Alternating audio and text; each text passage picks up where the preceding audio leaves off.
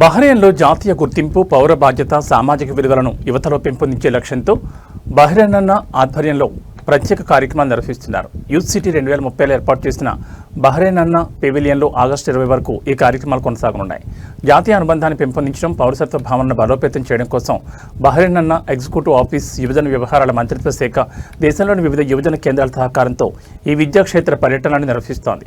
ప్రతి పర్యటనలో వివిధ యువజన కేంద్రాలకు చెందిన సుమారు 50 మంది పాల్గొంటున్నారు. యూత్ సిటీ 2030లోని బహ్రెయిన్ అన్న పెవిలియన్ను సందర్శిస్తున్న యువతకు పలు ఇంటరాక్టివ్ కార్యక్రమాన్ని పరిచయం చేస్తున్నారు.